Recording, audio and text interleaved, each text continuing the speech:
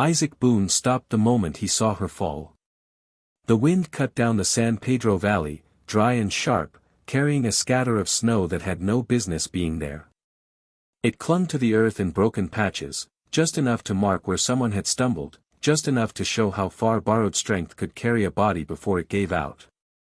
The young Apache woman dropped to her knees at the riverbank and did not rise again. Isaac stood several paces away, his rifle heavy in his hands, his breath turning white in the cold. He had learned long ago that hesitation could kill a man as surely as violence. He had also learned something worse, that stepping forward could cost more than walking away. The last time he chose to stay, his wife and child died while he guarded land that could not remember their names. The valley watched quietly as Isaac Boone made another choice. The San Pedro lay open beneath a pale winter sky. Its grasses bent flat beneath the wind, offering no shelter and no mercy. This was not land that hid danger.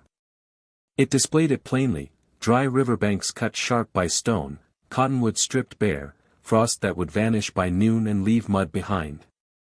Men who survived here learned early that endurance had less to do with courage than restraint. Isaac Boone had chosen this place because it offered no comfort. His rancho sat miles from the nearest trading post, a low structure of timber and packed earth built for function, not permanence. The cattle grazed thin pastures. Water came from the river only when it could be trusted. Every part of Isaac's life was measured, rationed, deliberate. He rose before dawn, worked until light failed, and slept without ceremony. That routine had carried him through years he did not speak about. There were signs of a life once shared. A second chair pushed against the wall, unused but never moved. A child's wooden cup tucked onto a high shelf, too worn to discard, too heavy with memory to touch. Isaac did not look at these things often, but he never pretended they weren't there. The two women he carried back to the cabin did not belong in that stillness. The younger one, Nita, barely stirred as he laid her near the hearth. Her hair was dark and tangled, her skin drawn tight from cold. Even half-conscious, there was no softness in her face. When her eyes opened briefly, they did not plead. They searched. The older woman, Dasan, noticed everything. She tracked Isaac's movements with steady focus, placing herself between him and her sister whenever she could manage it. Her clothing was thin from travel. Her hands cracked and swollen from cold. Yet her posture carried control. This was a woman accustomed to danger, to reading intention before words ever formed. Isaac spoke little. He built the fire higher, warmed water, and moved with practiced efficiency. He did not ask where they came from. He did not explain himself. In a land like this, explanations were leverage, and he offered none. Outside, the wind scraped across the valley, carrying the night's cold with it. Inside, heat settled slowly into the walls. The cabin felt altered. Not invaded, but unsettled, as though the quiet Isaac had cultivated for years had been forced to acknowledge another presence. As the fire crackled, Isaac accepted a truth he had avoided since lifting Nita from the riverbank. Bringing them here could not be undone. Night came without ceremony. The wind pressed steadily against the cabin walls. Timber shifted as heat worked into the beams. Isaac remained on his feet long after the fire caught, moving with restraint, careful not to crowd, careful not to promise anything with proximity alone.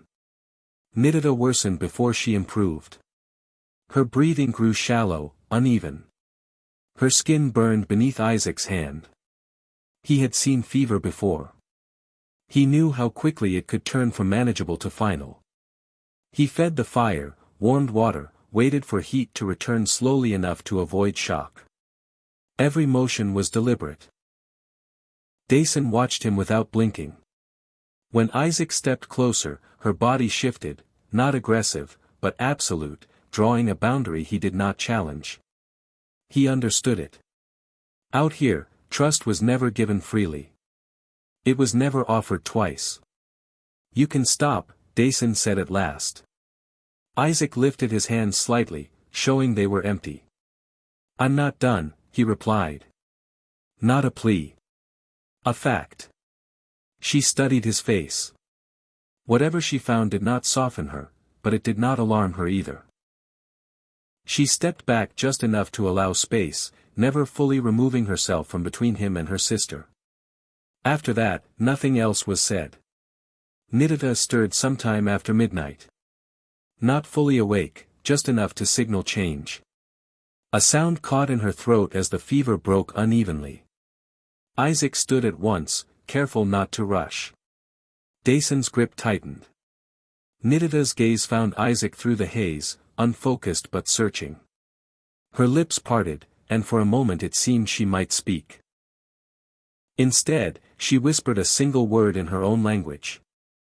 Dasan answered softly, brushing hair from her face. When Nita's eyes returned to Isaac, clearer now, she did not look afraid. Why? She asked. Isaac did not answer immediately. Explanations offered too quickly were rarely honest. Because you were still breathing, he said finally. The simplicity satisfied her. She slipped back into sleep, her breathing steadier. Dasan's posture eased, not trust, but acknowledgement. The question lingered long after the answer faded. Morning revealed what the night had hidden. The snow had melted, leaving the ground dark and damp. Footprints softened into mud along the riverbank. Grass bent flat where 2 lives had nearly slipped beyond recovery. Isaac rose before the sun cleared the ridge. Habit pulled him to the cattle, then the river, then back to the cabin. Routine had always been his anchor. This morning, it felt stretched, reshaped around the presence inside. When he returned, Dasan had tended the fire. She nodded once in recognition, not gratitude. Vigilance shared. Nita lay propped on blankets, eyes alert. The fever had receded, leaving exhaustion in its wake. Isaac set a bowl of broth down and stepped back. She drank slowly, deliberately, as if teaching her body how to accept help again. The day passed without conversation. Isaac worked. Dasan rationed supplies. The cabin settled into a rhythm neither side claimed, but both respected. You live far from others, Nita said at last. Far enough, Isaac replied.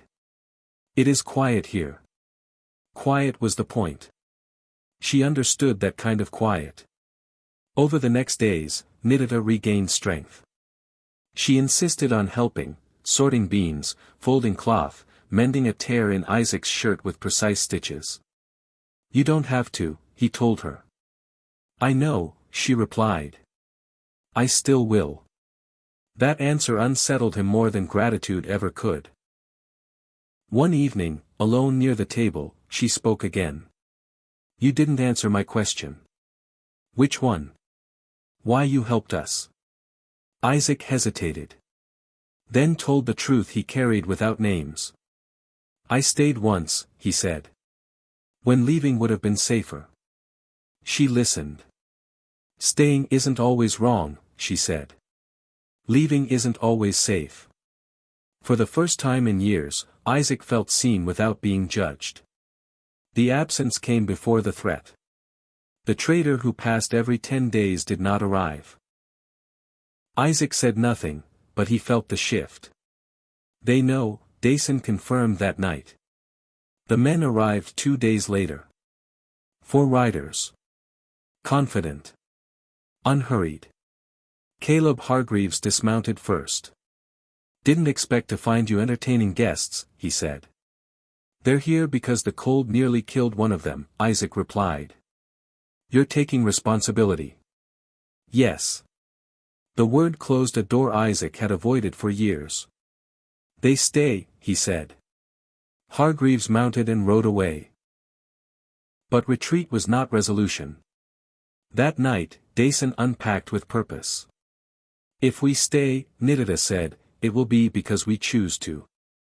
Isaac stood by the river, the land wide and indifferent. For the first time, distance no longer felt like protection. And the valley, patient as ever, waited to see what choice would cost him next.